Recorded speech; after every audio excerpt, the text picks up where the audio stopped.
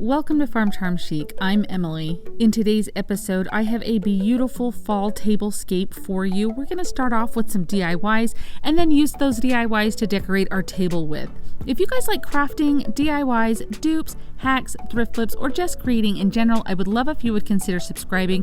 If you do like anything in today's video, remember to hit that thumbs up and let me know down in the comments if you'd like to see more tablescape videos like this. Let's get right into the DIYs. Hobby Lobby, in their fall section, I found this cute little Lazy Susan that is meant for your dinner table for like silverware and things. And I thought it was super cute, but I really kind of wanted to make it over to have my table have a very cohesive look. So we're just going to sand off the little design. I mean, that is a cute design that's on there. You definitely could leave that on there, no problem. But I just kind of want to give you some inspiration. So if you're thinking of trying to come up with something to do for your table or something, you could even get like 4 of the little cube boxes from Dollar Tree and glue those together. It wouldn't have the Lazy Susan part on the bottom of it, but you could easily use that for your table. This is just kind of here to give you inspiration for something you can do and to not be afraid of if you see something and you're like, dang, I wish this just had this little thing, or if it's something you can change, don't think like I can't do that, I don't need to buy it, or I can't buy it. That you can make things work in your own way. So I'm just, once I sand all that design down, I'm just covering it in the plaster Waverly chalk paint that matches my design and my color scheme. And I found these cute little wooden cutout words at Hobby Lobby. They were also in the fall section. I think they were around like $4 before the 40% off they had on their fall. So I'm just picking out 2 of the words, one for each side. And then what I'm going to do is give each of these a stain with my antiquing wax. That's just the Waverly wax. And I am just going to cover it completely here. And then we're going to affix this to the side of one to each side of the Lazy Susan. Before I glue on these words, I'm just going to take that same antiquing wax and just a little chip brush, and I am going to go around each of the edges to give this more of that rustic, distressed look. If you're new to my channel, I like to distress things. I distress things a lot. It might be a little bit of a problem. I like to distress things so much. If you've been around before, you know exactly what I'm talking about. So this would be completely optional. Do it to your taste, what you like. I mean, you may look at this and think, I wouldn't do it those colors. I would do it a completely different color, and that's fine. This is just to give you some inspiration or give you an idea of what it looks like. Obviously, I am going for a very rustic tablescape here, so I really kind of want this to look like it is aged a little bit. So I just go around each of the edges, making sure to get both sides of each of the edges. And then I'm just going to use just some good old Gorilla super glue to glue these letters on. I feel like the tip of that glue, you're able to use it really well to kind of get on the back side of the letters where you need to and glue that on. So I just play around with the placement, and I decide to kind of put it closer to the bottom and off to the right. And so then this is where I take that Gorilla Glue you can see here, and I'll just glue these letters onto either side of the Lazy Susan.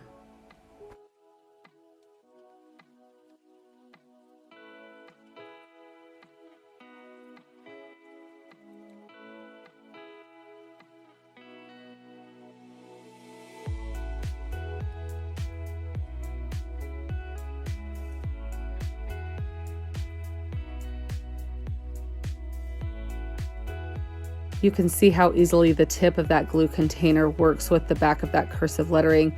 You do have literally like 3 seconds, maybe if even, to once you glue this down to kind of like smudge it in any direction if you need to. So make sure you have your placement right and you just push firmly down and it's completely dried. This is such a fun little DIY. I'm just taking one of these jack-o'-lantern trick-or-treat buckets. You can find these a lot of times at thrift stores. This time of year in the fall time, you can start to see them in the grocery stores. Sometimes you'll see like really obnoxious like pink and green ones. So what I'm gonna do, we're going to paint this completely over. So I'm taking a little bit of spackling and putting it over the jack-o'-lantern's face. And as I'm putting it over the eyes, nose, and mouth, I realized I probably should do the whole side of the pumpkin. That way it will kind of mask the facial features a little bit better, because I want this to look like a plain pumpkin. If I had this to do over, I would probably spackle the entire pumpkin to give it a cohesive look. Since this is going to be a centerpiece and the other side of the table will see the back side of this, or this side of it, I should say, it just kind of looks like it's a normal textured pumpkin, if that makes sense. However, the front is very smooth. So if I did it over again, I would cover the whole thing completely in spackle. But I'm just going to go through and make sure those lines are still there. You can see I'm just tracing those lines in.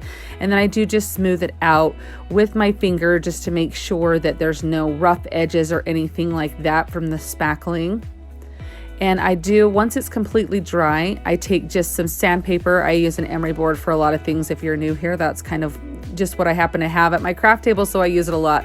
But I just go through and sand, make it a little bit more smooth. And then if there's any harsh edges, I just sand those off to make those a little bit more even. That way it kind of flows into the other texture. So if you did your whole pumpkin in the spackling, you probably would still want to sand it just to smooth it out, but you probably wouldn't need to spend a whole lot of time because the outside of, you know, a natural pumpkin's texture has a lot of those bumps and everything on there. So I take this out to my little spray painting studio, which is just a box in my garage, but I use Krylon, just satin finish white, and I'm just going to spray this all over. You could do whatever color you wanted your pumpkin to be. You do need to do a couple of coats of this to make sure to cover the orange. I do even go and spray a little bit inside just to kind of mask a little bit of the orange on the inside, so that way it helps to kind of dull down that orange color showing through on the exterior, but you don't need to pay a lot of attention to the inside. But I do just go all the way around, and since this is plastic, you do want to let this cure and dry completely between each coat that you do. So do a light coat in the beginning to cover it all, let that dry for a few hours, come back out, do another couple of coats. I think I went over this 3 times once it was all said and done to make sure that it was completely all the way covered in spray paint. So you can see how smooth this side of it looks, and as you turn it around, you still can kind of see the face in there. I probably could have put a little bit more spackle to mask that, but I mean, it doesn't look horrible, the texture on there, but the whole pumpkin I think would have looked a little bit better all covered in it. I have this base that I bought at Hobby Lobby. It was 75% off, so I think I paid like $5 for it. And you can see this just sits perfect right in there, and I'm just gonna put some flowers in here for a centerpiece. For this project, I want to make kind of like a little cake stand type thing. It's not going to be food safe, so you want to do like packaged food only, or make sure that you put like a napkin down, so just to get that out of the way.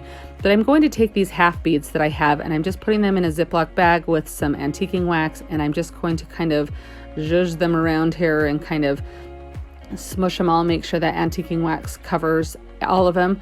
I had somebody comment and leave me a tip sometime to do wooden beads this way, so I thought I would try it with half beads. It worked pretty well.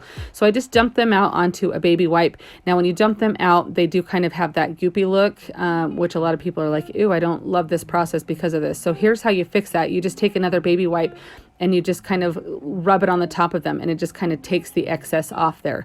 So it works well, almost better with the beads because you can kind of roll them around. These I just kind of had to pat. So I'm taking this wood round that I got at Dollar Tree. I believe they're like $9.99. I did buy them when the wood was 50% off, so it was about $5. And I'm just going to stain this completely with the antiquing wax. This is just kind of a really good color for that rustic look that I'm going for. I also picked up this candlestick from Hobby Lobby in the wood section. It was also $9.99 and then the 50% off. So I'm just going to go over this completely with that same antiquing wax to give it the same color. And then if you hadn't guessed, what I'm going to do is I'm going to end up gluing the candlestick as the base of my little stand onto this wood round that I have. But first what I'll do is I will take my little half beads and I'll glue them around the edge of my round, my wood round.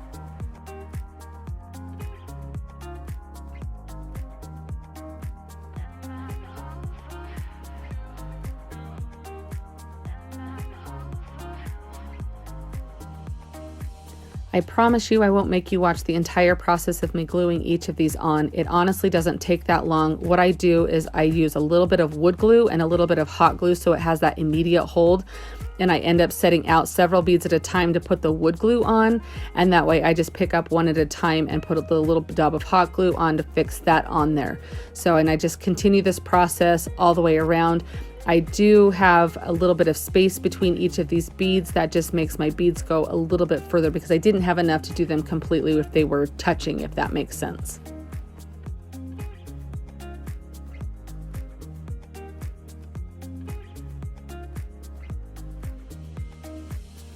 After all those beads are glued on, I do go back in with some more antiquing wax on a chip brush, and I go over the beads just to give them one more little bit coat. This way I don't have to do a whole huge, make sure I get full coverage, because I've already done them in the beginning with the bag. And so I just go in between each of them and on the top just to make sure that they're completely covered and they all kind of match. To glue the base on, I do just use wood glue and hot glue. For whatever reason, I chose not to hit record when I was doing this step, so I'm just letting you know that that's how I got that base to stick. I did put the glue on the base first and then turn that upside down onto the wood round, which was resting on the table. I have found that to be the easiest method. Now I'm going to go in with a little bit of white or plaster chalk paint and just give this a little bit of a dry brushing all over to continue on with that really rustic, distressed vibe. And then I even do the back side just in case you can see underneath it as well. And that's all there is to this one. Don't forget that I'm on Instagram also. I love to meet new Insta friends, so I would love for you to come over and say hi, check out my page, and see all the latest projects that I'm working on. I'll be sure and leave a link down in my description box so you can easily find me.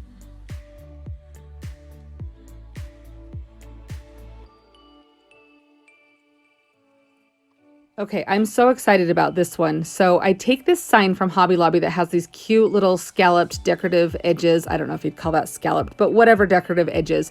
You can see it does have those little sign hanging tags. So I do just remove those with a little screwdriver so they're completely gone. And then I measure down 6 inches on each side of the edge. And then I take my speed square to get a nice good straight line there. And I'm just going to cut off each of the ends of this sign that are 6 inches each.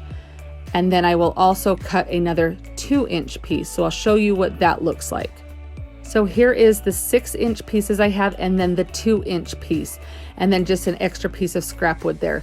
So I'm making a napkin holder. So I want to make sure that all of the edges are completely smooth. So I just take my little emery board there and I just completely sand all of the edges down to make sure they're smooth. Now I'm going to take some of the wood glue and I'm just going to put wood glue along each of the sides here of the base of our napkin holder.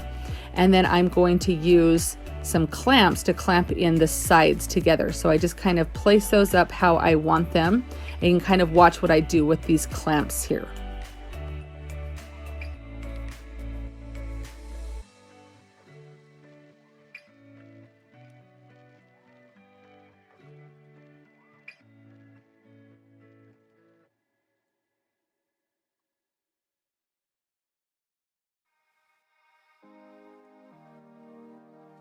I do take a little craft stick and cut it to size to kind of help that top part from not collapsing in on itself so it can keep that shape. And then I give this several hours to just dry. You could even leave it overnight, a couple hours to do it just fine. And you can see how sturdy that is.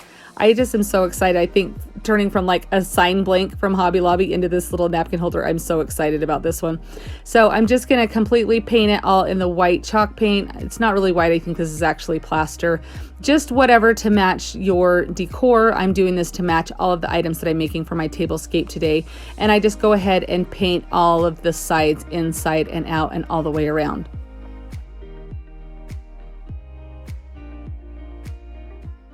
I do pick out 2 more words from my little stack of words that I got from Hobby Lobby, and I do the same thing with those. I just glue the words onto the bottom, one on each side.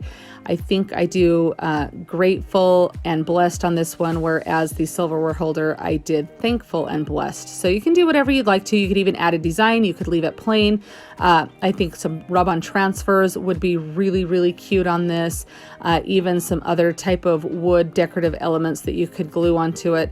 You can just customize this and make it your own, but I'm just here to give you ideas that you can take a sign from Hobby Lobby and make a napkin holder out of it. And so then I just go ahead and do my little distressing here with my chip brush and my antiquing wax, just so this matches everything else that I'm doing today. I do make sure to get all of the inside edges and everything of this and just make sure that all of the edges have that cohesive look. Guys, I am so excited about this one. Let's take a look at how everything looks. I love how all of these turned out. I think they're all so cute. They are definitely going to add such a fun fall rustic flair to my tablescape. But let's go ahead and set these up on my table and see what that looks like.